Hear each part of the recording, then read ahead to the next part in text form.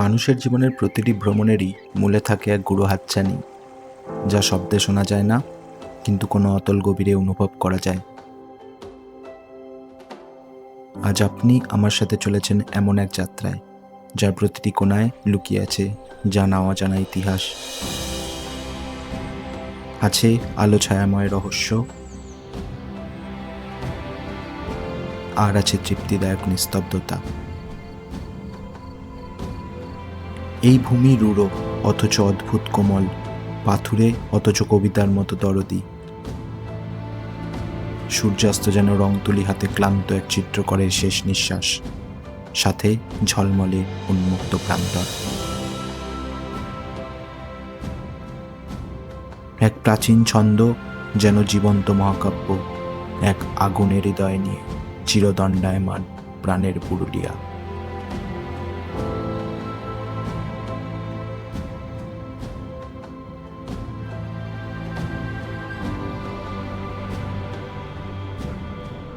নতুন বছরের শুরুতে তাপমাত্রা যখন একক সংখ্যায়, গোটা শহর তখন লেপের তলায়, তখনই আমার বেরিয়ে পড়া ভ্রমণের নেশায়। এক সঙ্গীহীন শান্ত শীতল রাতে আমি আর আমার যান্ত্রিক ঘোড়া তেপান্তরের পথে।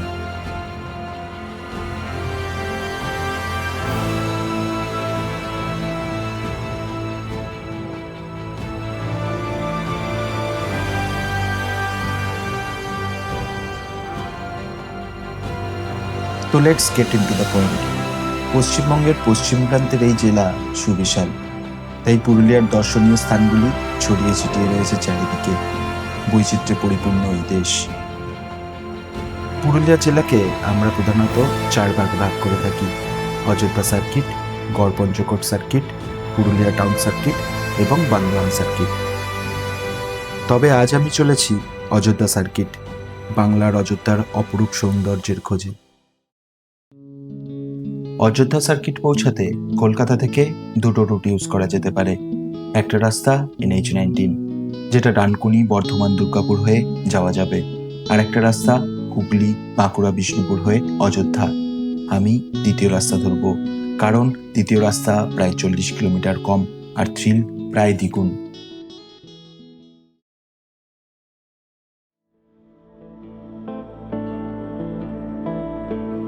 NH-19 ধরে ডানকুনি থেকে বাঁদিকে ঘুরেই চলেছি আরামবাগের রাস্তায়। যত এগোচ্ছি শুনশান হচ্ছে রাস্তার দুপাশ, আর কমছে তাপমাত্রা। ঠান্ডা হাওয়া সূচের মতো তীক্ষ্ণ। রাত বাড়ার সাথে সাথে যে শীত আরও বাড়বে তা টের পাচ্ছি ভালোভাবেই।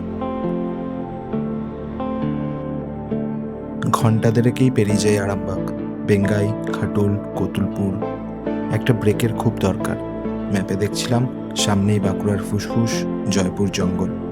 জঙ্গলে ঢোকার মুখেই একটা টি স্টলে নিচ্ছি আজকের প্রথম ব্রেক।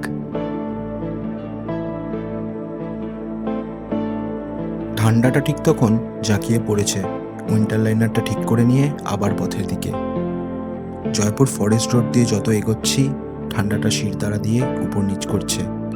কথা বলতে বলতে গ্লাভস পরতে ভুলেই গিয়েছি। জঙ্গলে দাঁড়িয়ে পড়লে কি খুব চাপ হবে? না, পরতেই হবে গ্লাভসটা।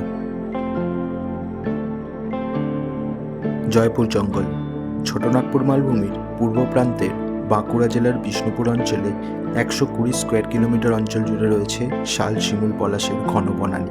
দলমা হাতি, চিতল হরিণ, বন্য শেয়াল, নেকড়ের বসবাস। এই ঘন জঙ্গলের রাস্তা দিয়ে যেতে যেতে থ্রিলটা আরও শতগুণে বেড়ে যাচ্ছিল। লালমোহন বাবুর ভাষায় জয়পুর জমজমাট।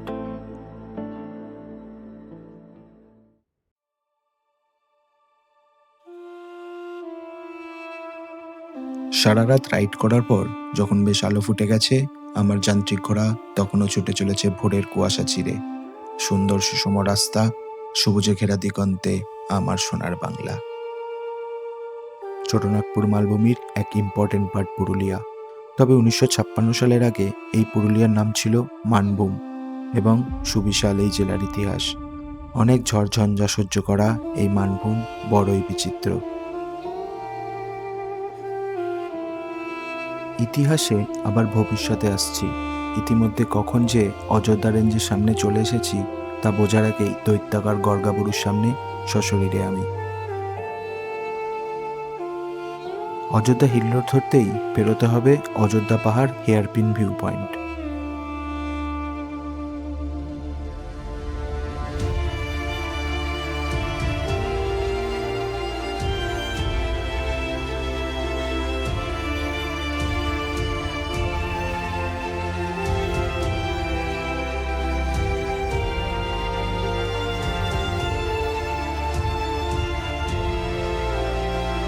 আরও 5-7 কিলোমিটারের চড়াই উতরাই রাইড করে পাহাড়ি গ্রাম দেখতে দেখতেই পৌঁছাই অযোধ্যা হিলটপ।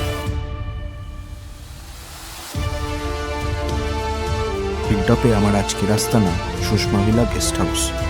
স্বভাবতই অযোধ্যা এক্সপ্লোরেশনের সুবিধার জন্যই আস্তানা খুঁজতে হয় অনেক ভেবেচিন্তে, তাই এই হিলটপের স্টে একেবারেই পারফেক্ট।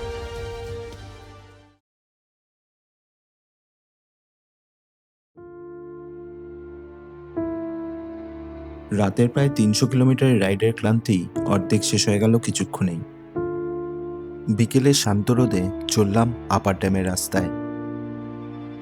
এটি একটি পাম্প স্টোরেজ জলবিদ্যুৎ প্রকল্প। জাপান ইন্টারন্যাশনাল কোঅপারেশন এজেন্সির 2272 কোটি টাকা লোন দিয়ে এই প্রকল্পের কাজ শুরু হয়। 2002 সালে এই প্রজেক্ট শুরু হলেও এই বৃহৎ সবুজ ধ্বংস করার জন্য শুরু হয় ব্যাপক আন্দোলন। কাটা যায় লক্ষাধিক গাছ, খরচারা হয় বন্যপ্রাণ। অবশেষে 2008 সালে শেষ হয় এই রকফিল ড্যামের কাজ। এই প্রকল্পের মাধ্যমে সর্বাধিক 900 মেগাওয়াট বিদ্যুৎ উৎপন্ন করা সম্ভব।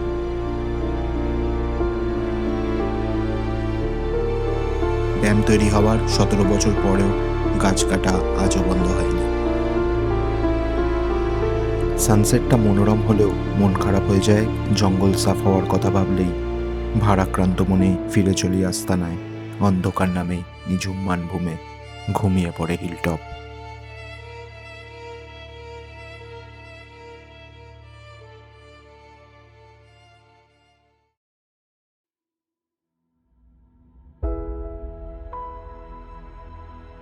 যেন ভোর হয়ে যায় নিমিষে, পাখির গানে ঘুম ভেঙে যায়।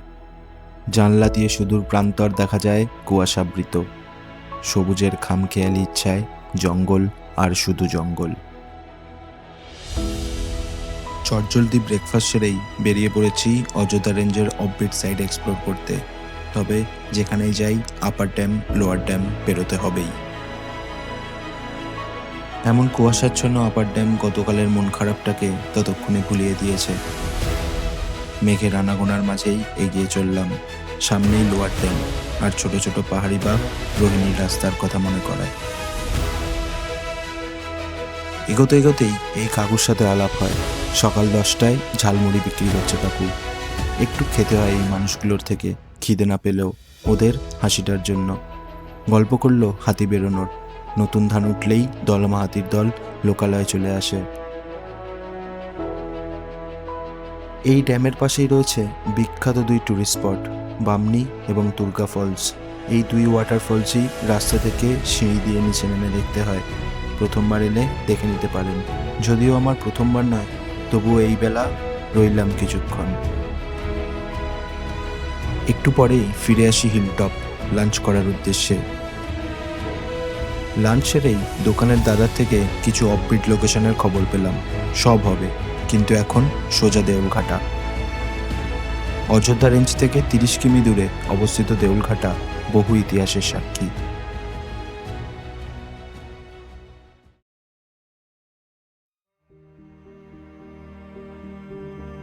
নবম থেকে ত্রয়োদশ শতাব্দীতে বাংলার যে জৈন ধর্মের প্রসার হয়েছিল, সেই সময় নির্মাণ হয় এই রেখদেউল শ্রেণীর প্রত্নস্থল। জৈন ব্যবসায়ীরা জীবনের অর্জিত অর্থ দুহাতে ব্যয় করেছিলেন তাদের উপাস্য দেবতার উদ্দেশ্যে। এমন রেখদেউল প্রত্নমন্দিরে পরিপূর্ণ পুরুলিয়া জেলা। দেউলঘাটা ছাড়াও পাকবিড়রা, তৈলকম্প, গজপুর প্রভৃতি অঞ্চলে আজও দেখা যায় এমন দেউল।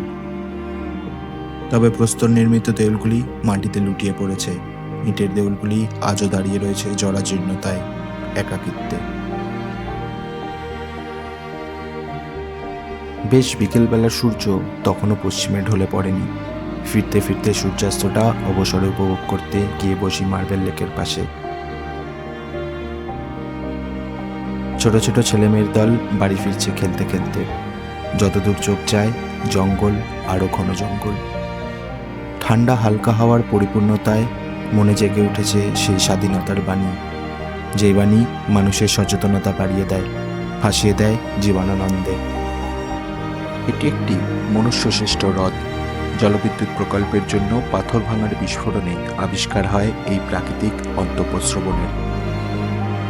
বিকেলটা কেটে যায় নিমেষেই, মানভূমে নেমে আসে নিকষ অন্ধকার। এখন দরকার বিশ্রামের, আমার আর ক্যামেরার। কিন্তু বাংলার চপ শিল্পের এমন নিদর্শনের একটা ভিডিও না করে থাকা যায় না। Basically phuluri in different shape.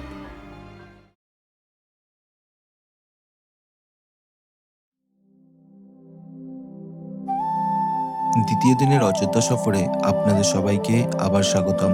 আমি চলেছি অযোধ্যার হিডেন জেম পিটিটিরি ওয়াটারফল আর মাছকান্দা ওয়াটারফলের দিকে।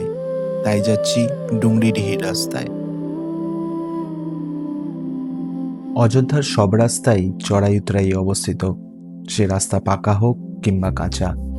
তাই অফবিট ঘোরার সময় সবসময় সচেতন থাকতে হয়।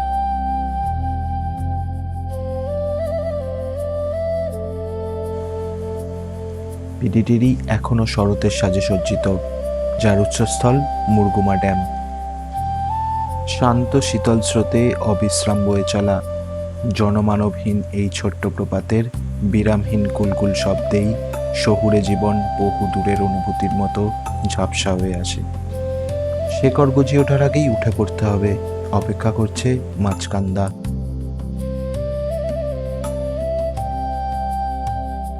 ডুংরিডিহির পাকা রাস্তা থেকে ডান দিকে জঙ্গলের মধ্যে একটু এগোলেই মাছকান্দা ওয়াটারফল। এই ভিউ পয়েন্ট থেকে নিচে পরিশ্রান্ত মাছকান্দাকে দেখার অনুভূতি অন্যরকম।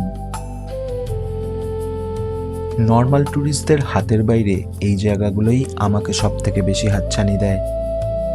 পাহাড়ের কোলে একটা ওয়াটারফল আর চারদিকে ঘন সবুজের বনানী। ছোটনাগপুর মালভূমির আনাচে কানাচে এমন জায়গা লুকিয়ে রয়েছে আবিষ্কার হওয়ার আশায়।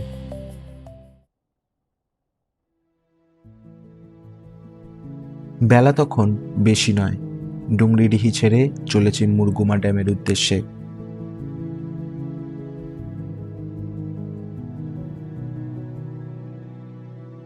ওহো, সে কি রাস্তা! ইঞ্চিতে ইঞ্চিতে বিদ্রোহ। আগাছা ভরা রাস্তায় রয়েছে অজস্র ব্লাইন্ড টার্ন। উল্টো দিক থেকে কোনো চার চাকা এলে হঠাৎ ভিডিও এখানেই শেষ।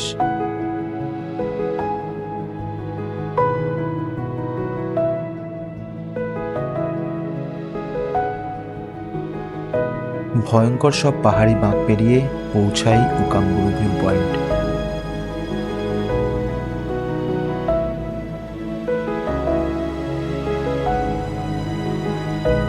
অবিস্মরণীয় দৃশ্যের সাক্ষী থাকলাম আজ।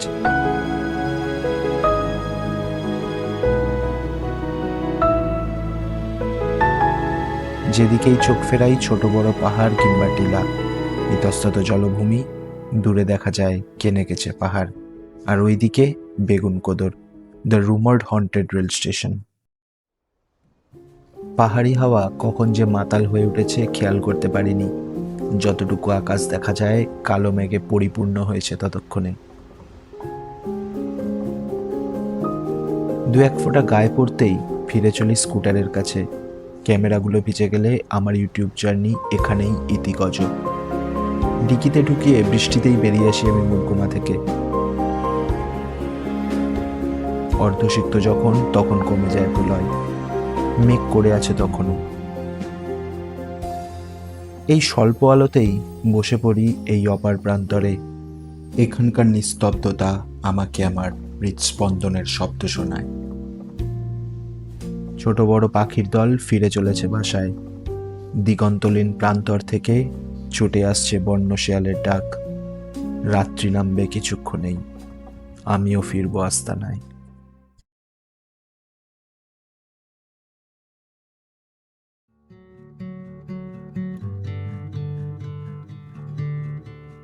রৌদ্রোজ্জ্বল তৃতীয় সকালে আমি চলেছি বাংলা ঝাড়খণ্ড সীমান্তে সুবর্ণরেখা নদীর উদ্দেশ্যে।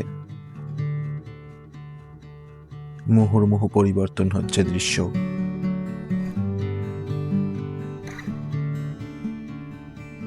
রাস্তার অদূরেই দৈত্যাকৃতি এই পাহাড়গুলো পথ নির্দেশিকার কাজ করে আসছে প্রাচীন আমল থেকে।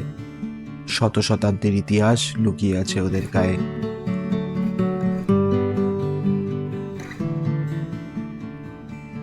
সুবর্ণরেখা, এই পার বাংলায় ওই পার ঝাড়খণ্ডে, পাথুরে পথে ধীর গতির সুবর্ণরেখা। পুরুলিয়ার রুক্ষ বক্ষে যে নদীগুলি বয়ে চলেছে তার মধ্যে সুবর্ণরেখা অন্যতম।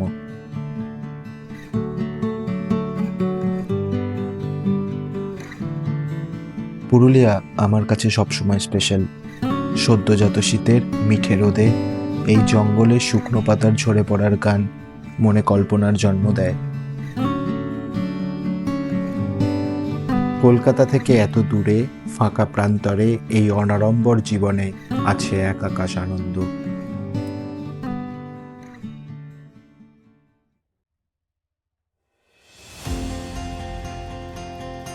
চলতে চলতে যে কখন পিচের রাস্তা মাটির রাস্তায় মিশে গেছে ধরতে পারিনি। কারণ এখন যাচ্ছি পুরুলিয়ার সর্বোচ্চ শৃঙ্গ চেমটাবুরু।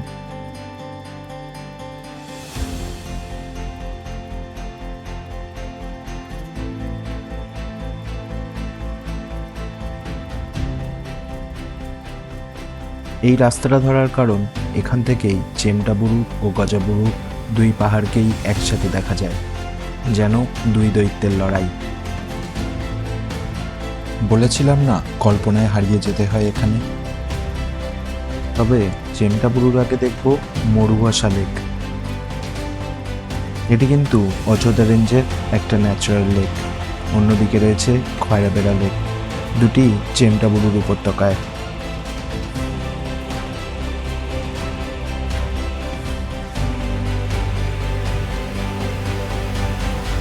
চেমটাবুরু পশ্চিমবঙ্গের 12তম সর্বোচ্চ শৃঙ্গ। 712 মিটার উচ্চতায় এই পাহাড়ে ট্রেকিং করা যায়।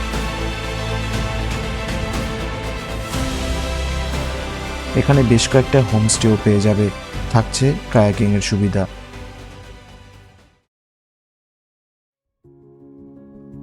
বাঘমুন্ডি ব্লকে চলতে শুরু করেছি। ওই যে বলেছিলাম থেমে থাকলে চলবে না, চলতে হবে আরও। ন্যাশনাল হোটেলের দাদার থেকে আরও একটা লেকের খবর পেয়েছিলাম। ভাবতে পারো ছোটনাগপুর মালভূমির এই অংশের ভূমিরূপ এতটাই বৈচিত্র্যপূর্ণ যে বহু ড্যাম এখানে তৈরি করা হয়েছে সভ্যতার খাতিরে।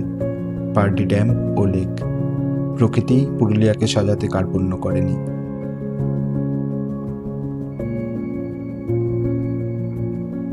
শান্ত ছায়ায় শীতের ঝিরিঝিরি হাওয়ায় কোনো ফোমো কাজ করে না।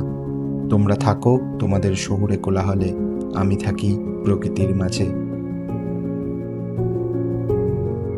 ব্রেকফাস্ট করা হয়নি আজ। বাঙালি খাবারে কবজি ডুবিয়ে আহারাদি করতে করতেই একটা বেশ আইসোলেটেড ভিউ পয়েন্টের কথা জানতে পারি, ডহরি খাল।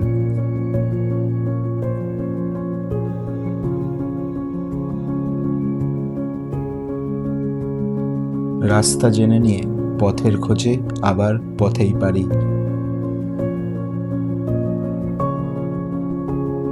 ডহরিখাল যাওয়ার জন্য যাচ্ছি কুদনা।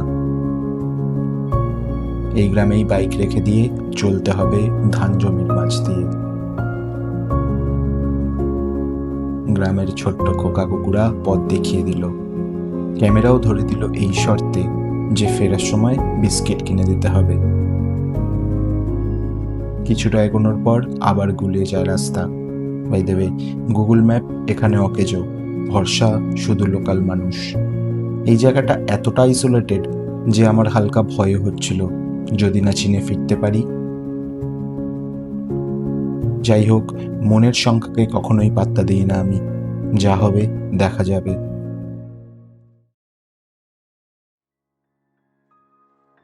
এমন অদ্ভুত জলের ধারা বেয়ে এগিয়ে যাই। এমন ঠান্ডা জল কোনো ঝর্ণারই হবে। তারপরই দেখা হয় মাধব আর তার দুই ছেলের সাথে, আমার পথপ্রদর্শক। এরপরের রাস্তা গহন জঙ্গলে, সমূহ বিপদ সংকুল। এমন অদ্ভুত জায়গা আমি এর আগে কখনো দেখিনি। সহস্র ছোট বড় পাথর ইতস্তত ছড়ানো, যত্রতত্র সামান্য জল, সামান্য স্রোত বর্তমান। বোধহয় বর্ষায় এই জায়গা কোনো গুপ্ত নদীতে পরিণত হয়। ভালো করে জায়গাটার এদিক ওদিক এক্সপ্লোর করে টের হয় যে আলো আর সামান্যই বেঁচে আছে আকাশে। ফিরতে উদ্যত হলে আমি জঙ্গলের কোন জায়গা দিয়ে নিচে এসেছিলাম খুঁজে পাই না কিছুতেই। ঘন ঝোপঝাড়ের অন্ধকারে মিনিট 15 চেষ্টা করার পরও বিফল। ক্যামেরার ব্যাটারিও ডেড হয়ে যায়। মিনিট খানেক পর টর্চ হাতে আমাকে খুঁজে বের করে আমার পথপ্রদর্শক মাধব। মাধবের থেকেই জানতে পারি ওখানে শিয়াল নেকড়ের আধিপত্য।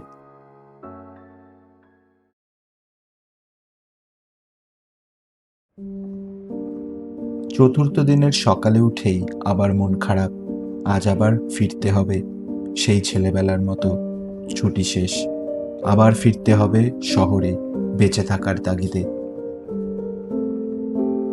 তবে পুরুলিয়ার গল্প এখানেই শেষ নয়। চলেছি কুকি ড্যাম ও লেক।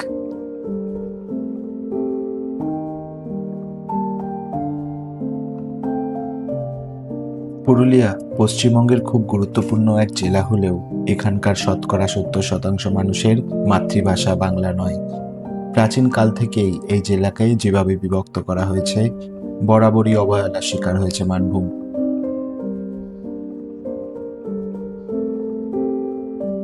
পুরুলিয়ার প্রাচীন সংস্কৃতির এক অন্যতম নিদর্শন ছৌ নাচ ও চলিতা গ্রাম। এই দুটি বিষয়ই এতটা সুবিশাল যে আলাদা ভিডিও করা সম্ভব। রুমস্টের দাদা আমার ভিডিও করা নিয়ে ইন্টারেস্ট পেয়ে বলেছিল একটা ছোট্ট ঝর্ণা সে দেখাতে নিয়ে যাবে চলে যাওয়ার আগে। যেমন কথা তেমন কাজ। আপার ড্যামের রাস্তায় যেতে যেতে ডান দিকে মাটির রেখাপথ ধরে ধুধু প্রান্তের শেষে পেলাম এই ছোট্ট নাম না জানা পাহাড়ি ঝর্ণা। সম্ভবত আপার ড্যামের থেকেই সৃষ্ট।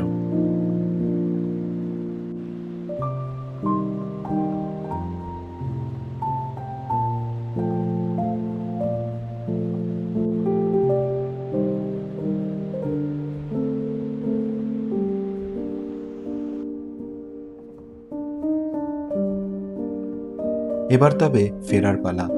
এখনকার মতো বিদায় হে পুরুলে। খুব তাড়াতাড়ি আবারও ফিরবো তোমার কোলে নিশ্চয়।